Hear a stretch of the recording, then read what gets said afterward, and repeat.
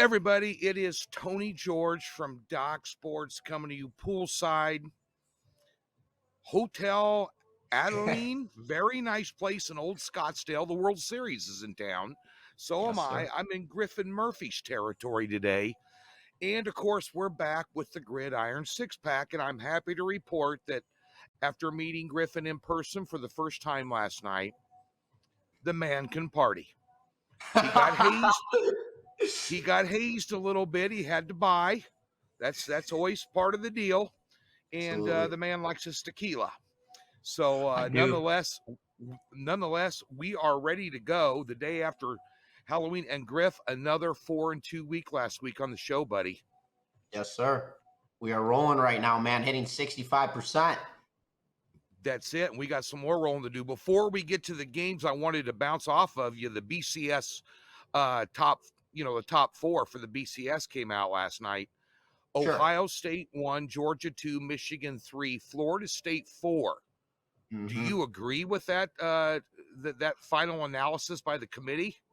It's really tough, man. I've been looking all over the map at this thing, and I agree and I disagree. And I'm not going to take Washington out of the picture right now. I think Washington could be one of those teams that should sneak their way in potentially. The problem is they're struggling on the defensive side of the ball, and that's actually one of the games that we're going to get into here today on the show. But right now, looking at the top final four, I don't necessarily know who you could put above these teams. Tony, if you had to make your ranking right now, what's your thought on it? I'd probably go Washington. I'd go Washington over Michigan. I don't think Michigan, well, they've stole some signs. That's all over the place. But the bottom line is, if you take a look at Washington, and especially after this weekend playing USC, we're going to talk about that in a minute. They just, they've beaten Oregon. They've, they played a tougher schedule. Michigan hasn't played anybody yet. They haven't played anybody, So, Michigan basically has 2 games all year, and the Ohio State's going to be, the barometer. One of the two is going to go out of there, but Washington's body of work, their quarterback, their team overall, obviously Michigan has one of the best defenses in the country, but, they run the football and they play old boring Big Ten football, good defense and run the football. But I think Washington is a team that, hey, look, it's gonna work itself out between Ohio State and Michigan, and Washington is going to move in there if they stay unbeaten. That's just the way I look at it. And of course, Oregon, don't count them out. Even though Washington beat Oregon in that game, Oregon beat themselves. Bad coaching calls. They took points off the board. Lanning made just had a bad game coaching. I thought Oregon was the better team in that game, even though they lost. So, that just food for thought. But let's talk about a team, Griffin, in a game out of the ACC this week. The Louisville Cardinals laying 9.5 against Virginia Tech. Total 48.5. Now, Louisville, want you to know, was my biggest win season total to bet. I got a dime on these guys at over 8.5. They got Virginia Tech here. Looks like they might be able to at least, they're 7-1 now. I would think they would get a win here. I don't know about the cover. I'll let you break that down. But they got Virginia, Miami on deck. And then they got the season finale, as they always do, the big in-state game with Kentucky, which ought to be a hell of a game. But Louisville's only blip on the radar screen. You beat Notre Dame, then you go on the road, overlook Pitt, and then Pitt beat you. And then Notre Dame destroys Pitt last week, 58-7. But nonetheless, an impressive win last week for Louisville, 23-0 against Duke. Shut out Duke's a good football team, and Virginia Tech showing some signs of life. A 30-point game against Wake, a 38-point game against Syracuse. Syracuse looked like a monkey humping a football in that game. I've never seen an offense look so bad in all of my life outside of Iowa, but nonetheless. Virginia Tech, though, before those 2 explosions there, Griff, they had 4 games. They had 17 points or less. Your take on this one? Yeah, Tony, this one is kind of a really big game rolling in for Louisville. Just to recap, last week, I watched that entire game. They were my 7-unit play of the week, Louisville over Duke, in that 23-0 victory. And they played outstanding football across the board. Jeff Brom, first-year head coach with this team now. Coming from Purdue, he led them to full bowl appearance games, as well as their first Big Ten Western title matchup, where they did lose that game to Michigan. He's doing a hell of a job as a coach with this team right now. They are 7-1, and if they manage to capitalize their final or their next 3 games, they're automatically guaranteed a spot in the conference title match in the ACC. So that is something they had definitely kept in mind rolling into this. And do they have a tough schedule coming up? Not necessarily. Virginia Tech at home, and I'm going to get into Virginia Tech in a second. They've got Virginia at home, and then they do have to deal with Miami, and that will be a tough matchup for them. But again, coming off a 23-0 victory over Duke, Jack Plummer is really settling in at that quarterback spot, leading this team. He's got 13 touchdowns. He looks phenomenal with this offense. And then you've got Jordan in the backfield, and this guy is the fastest runner on the perimeter. He looks absolutely outstanding. And the problem for Virginia Tech right now is, yes, they're playing solid football, but they can't win on the road. If they're not in Blacksburg, they're not winning games. They've lost to the Rutgers on the road. They've lost to Marshall on the road, and they've lost to Florida State on the road. Yes, they have the top 25 secondary in the country right now, but they can't play on the road. And if you can't play on the road, I don't care what your statistic is. Tony, by the way this Louisville team played last week, I cannot fade them. I think they take this game by at least 2 touchdowns. My play in this matchup is going with Louisville, and I am laying the 9.5 points. Rolling into our next matchup, though, Tony, we've got Iowa at Northwestern. This game's going to kick off Saturday, November 4th at 3:30 p.m. Eastern Time in Chicago, Illinois. You can watch this matchup on Peacock, and I believe Peacock is the only thing that only source you are going to be able to watch it on. Iowa comes into this game 6-2 after losing to Minnesota 12-10 last week. Or 2 weeks ago. What a brutal matchup that was. And then Northwestern rolls into this game 4-4. But I've got to say, they're thriving right now at home. They're 3-1 right now at home, beating teams like Minnesota and Maryland. And those are 2 teams that obviously they're not elite teams, but they're big schools. So, Tony, what's your take on this match rolling into this game? Well, this one this one here is in Chicago, and here's the deal. It's also at Wrigley Field, right. So this is Northwestern, they're on the north side. So this is a big game for Northwestern. Iowa's dog dung. They're no good. I'm telling you, they're a 6-2 team. There's 133 teams in college football in Division I. They're ranked 133 in offensive yards per game. Right. They're 19 points a game. What's a team that is dead last in yards and scored 19 points a game going on the road and laying 4.5? Right. Ask yourself that question. Basic handicapping principle 101. It's right there on the front page of the handbook, Griff. Northwestern plus the points in this one. And by the way, Northwestern coming off a very impressive win, 33-27 against a Maryland team. Remember, Tua's little brother, Tua, coach, quarterbacking for the Dolphins against my Chiefs this week, unfortunately, over in Germany. His little brother's a quarterback at Maryland. They got a good ball club there. They got a high-powered ball club, and they beat them 33-27. I like Northwestern with momentum. The total in this game's 30.5. Might go under. But Iowa, hey, you got to get with the 2020s, buddy. You got to do something with that offense there. I'll tell you right now, I'm not going to trust them to lay points to Northwestern in their backyard at Wrigley, all fired up, catching more. Anytime Iowa is laying over the fall number of 3 on the road, you got to raise your eyebrows. I don't care who they're playing. Tell you that right now. The big one, Griff, out in the Pac-12 this week. Number 5 Washington in the BCS rankings, one behind Florida State there, taking on USC on the road, laying 3.5, total 75.5. Now, I've said it 2 weeks ago. I've said it on my daily videos. I've even said it in write-ups when I faded them. USC may have one of the worst defenses I've ever seen. Last week, Cal motorboated them. They've been motorboated. Notre Dame motorboated them. Anybody that's been any good has motorboated them on defense. What do you think Penix and company is going to do here at USC, coming off a huge scare and a 1-point win last week? And you know what? Tip of the cap to Cal. big cojones. I like them going for the 2. You try and avoid overtime.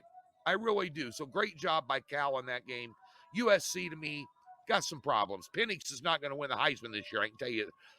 Penix might win the Heisman against the current winner, Caleb Williams, who probably isn't going to win it. And this team's liable to have 3 or 4 losses before the end of the season. But maybe you got a different plan for USC. What's your take? Well, yeah, Tony, I mean, when you sent me this game over, I was fired up, man. I mean, this is Pac-12. This is as big as it gets right now. Everybody, all the hype thrives around Michael Penix and Caleb Williams. And I've got to say right now, Michael Penix passing for almost 3,000 yards this season, 24 touchdowns. And then you roll over to Caleb Williams, who's passed for 25 touchdowns and almost over 2,600 yards.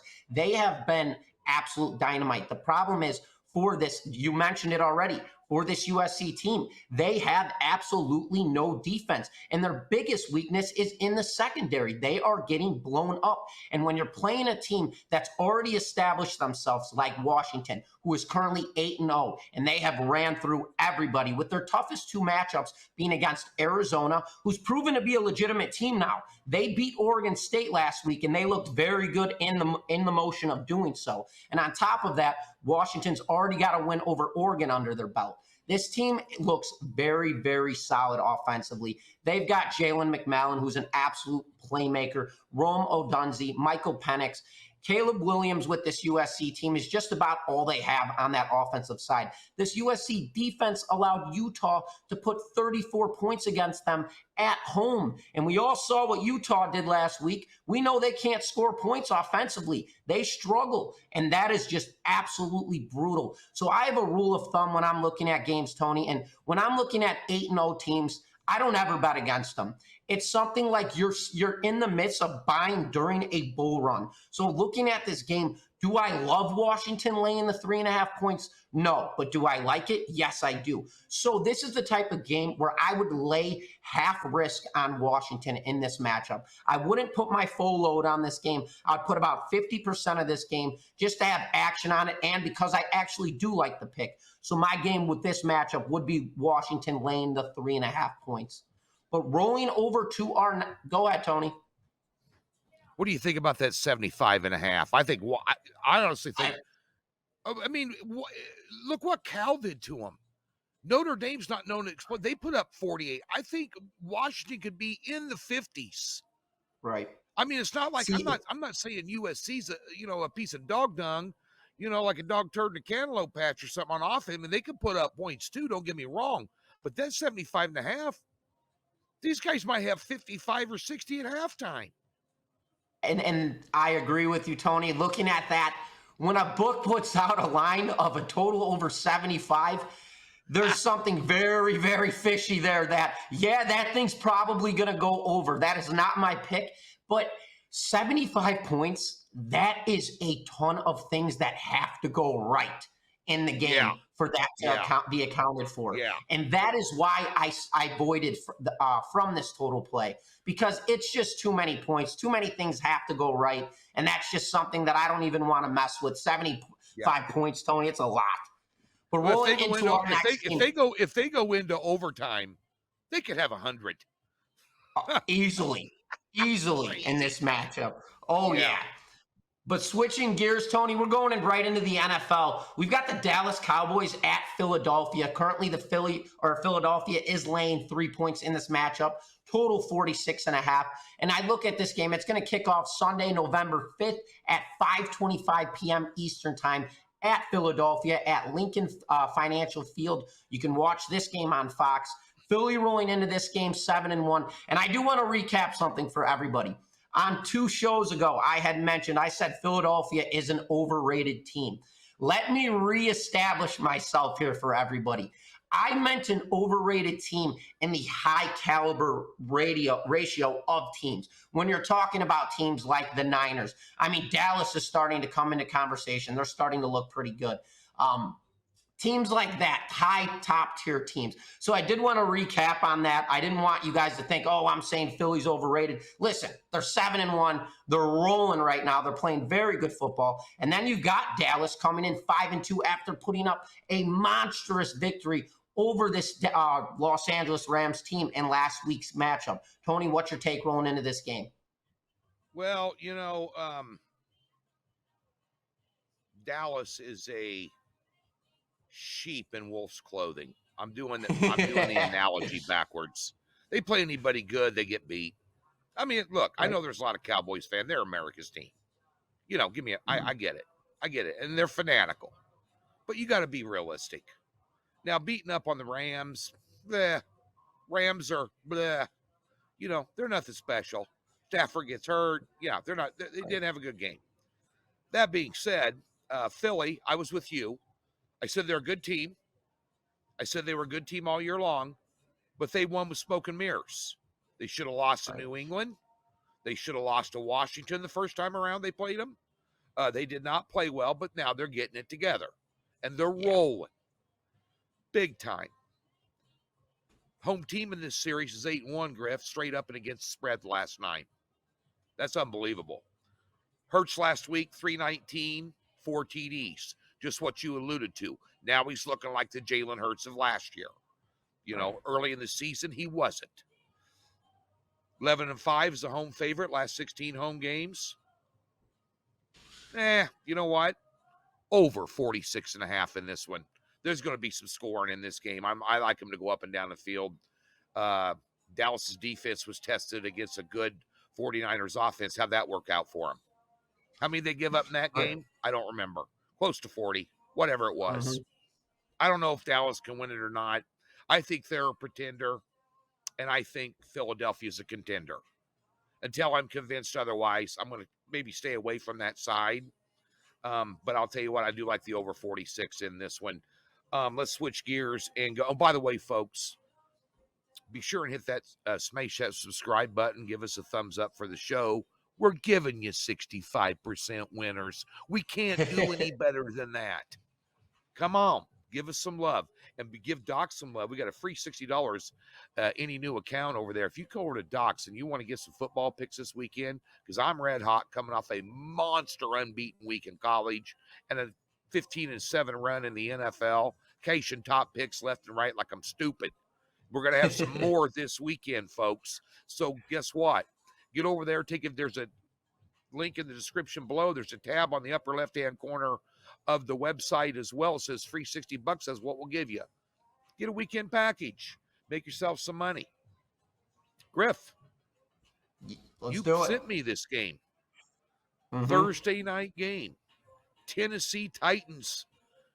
Will Levis off a 392-yard, 4-touchdown performance. They found a passing game out of nowhere. They found a passing game out of nowhere last week. And, of course, Pittsburgh, well, my big play last week, my 6-unit move was, in fact, the Jacksonville Jaguars. I told you on the show last week, I gave you the bonus teaser instead, the teaser of the week, which covered for you. But I told you I was making a big move on that. Jacksonville, up and down the field on Pittsburgh. What you don't realize about Pittsburgh and the wins that you see even sitting at 4-3, they have the number 30th ranked defense in the NFL in yards allowed per game. All you hear is about TJ Watt and defense winning them games. That's why I made the move with Jacksonville. That defense ain't all that. They've been winning with smoke and mirrors. And now Trubisky's in at quarterback. My goodness, you got to deal with that on a short week. Tennessee comes to town. Now, both these teams have injuries across the board. I saw question marks besides Henry and Hopkins as well for Tennessee in this game. And I don't know, was it a one-hit wonder? Pittsburgh's laying 3 in this game, total 36.5. Looks to me like the wrong team could be favored, but maybe I'm wrong. Tony, I think Will Levis coming out of Kentucky, you know what? This kid looked like the real deal, man. He shined. He passed for 4 touchdowns, and this kid looked legit. This was a completely different Tennessee offense than we're used to watching with Tannehill at the helm. I'll tell you that right now. Did he spread out DeAndre Hopkins, finally getting him going? And I mentioned in prior shows about how Derrick Henry has really been struggling on that ground game. Well, as soon as Levis took over at the quarterback spot, this offensive line all of a sudden seemed to push this Atlanta Falcons defense, who's supposed to be one of the top-rated 5 defenses on the rush game in all of football. They pushed them right back like they were nothing. Derrick Henry was carrying 6 guys on his back again, per usual. The old Derrick Henry we're used to watching, which I loved to see. I love the way that Will Levis really sparked this Tennessee Titans team. And I love the way this offense really showed out. Will DeAndre Hopkins play? Probably. Will Derrick Henry play? Probably. I have been following up on that, and I think they both will be green light going into this game. And I love Mike Vrabel as that head coach for this Titans team. He played NFL. He was a linebacker. He played for your beloved Kansas City Chiefs. I mean, this guy was an absolute stud. And he brings that energy to this team. They come out with fire. He's on the sidelines, jacked up all game long. And then you go over to Pittsburgh. What are we doing at the quarterback spot? Is Mason Rudolph going to get the start in this matchup? Because did they cut Trubisky yet? Pickett's hurt every single week. Yeah, I love Mike Tomlin, but what's he going to do when he doesn't have a quarterback to throw the ball? This offense can't get it going. And on the defensive side of the things, they're allowing over 245 yards in the air per game. Will Levis, the kid out of Kentucky, lights this team up, in my opinion, Tony. Give me Tennessee and the 3 points. Rolling into our next game, last but not least, we've got Seattle at Baltimore. Baltimore is currently laying 5.5 points in this game. The total is 42.5. Right now, I got to say, this game kicks off Sunday, 3 p.m. Eastern in Baltimore. You can watch this on CBS. And I don't know why there's no hype around Geno Smith. I think the guy's the real deal. Tony, you may have a different thought process when going at this. The guy's already passed for over 1,600 yards this season. He's led Seattle to already a 5-2 record. Baltimore is 6-2 on the season, but I am disgusted with them. I had them as one of my plays last week. They played absolutely phenomenal to back and forth, but you're going to blow up an onside kick with 1 minute left in the game to not cover that spread makes me sick. Tony, what's your take rolling into this matchup? My take is that Seattle is quietly flying under the radar screen. That's my take. They're 5-2. I'd put them in the top 5 teams in the NFC right now. Yep, Pete Carroll figures out a way to get it done. And let me tell you something else he does. When he goes out from west to east and plays in that Eastern time zone, 16-3. Straight up. That's unbelievable. That's unbelievable. You never want to count Seattle. And remember last time they played an Eastern time zone team, and this was at noon their time? Oh, I don't know. They went into Detroit and beat them this year, week 2. And then you got Baltimore looking like maybe one of the top teams in the AFC.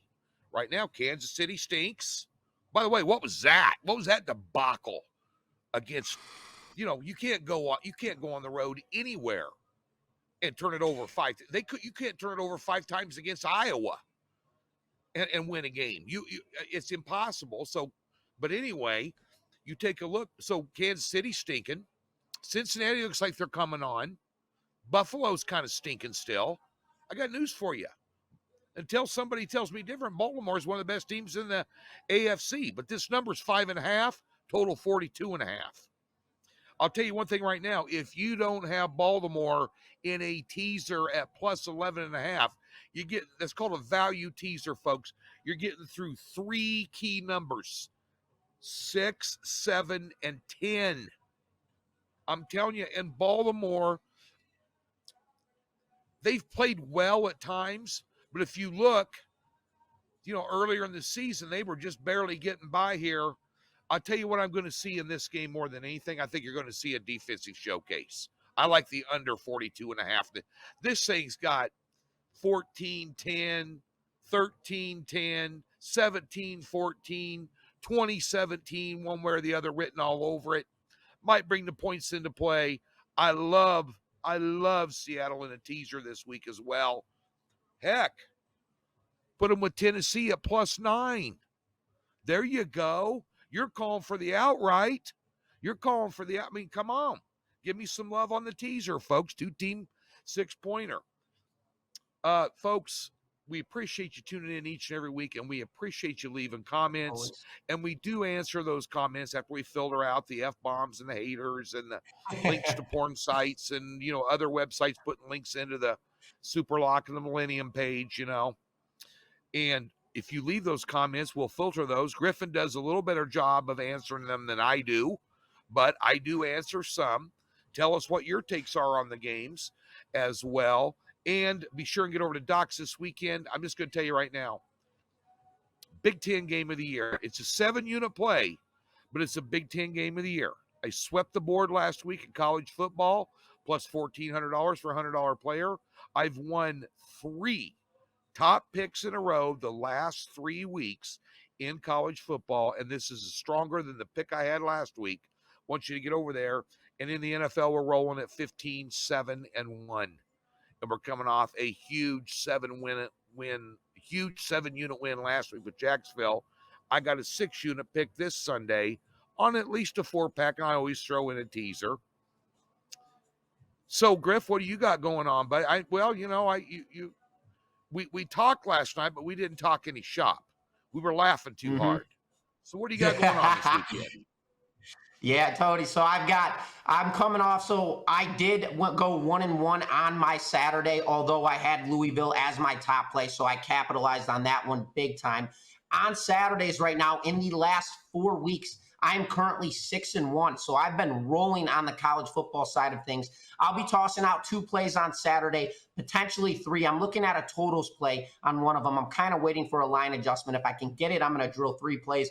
Otherwise, I'm going to be sticking with 2. I will be launching a 6-unit best bet on the college football side of things. I will have 3 plays going out on the NFL side of things. Last week was not my week in the NFL. I will tell you guys right now, I got cleaned up, including my top play. I got beat down. So I'm coming back this week. I'm coming back with a 7-unit play that I've had eyed out for over a week now. I've been waiting on line adjustments. The lines came out. It was exactly what I was looking for. So again, I will be firing out my 7-unit best bet. That play will go out on Sunday. I have 3 plays Sunday, potentially 3 plays Saturday, but right now we are currently standing with 2. Tony? There you go. Well, Griff, you take a look around behind me here. There's a bar right there at the end of the pool. And there's some scantily clad women for the young buck of the 2 of us out here. They have those swimsuits on that don't have, much back on them. I'm sure you like that as well. So you're 7-8 minutes away from this hotel? Griff's on his way over here to buy me some drinks, folks. We appreciate you tuning in to Doc's Gridiron 6-pack. Get over to see us this weekend. Substantial moves being made over at DocSports.com. We got 10 other guys over there, consensus service, and a ton of free information for you. So for Griffin Murphy, I'm Tony George from the Valley of the Sun down here in Old Scottsdale, your stomping grounds, Griff. Thanks for tuning in, folks. We appreciate it. Thank you, guys.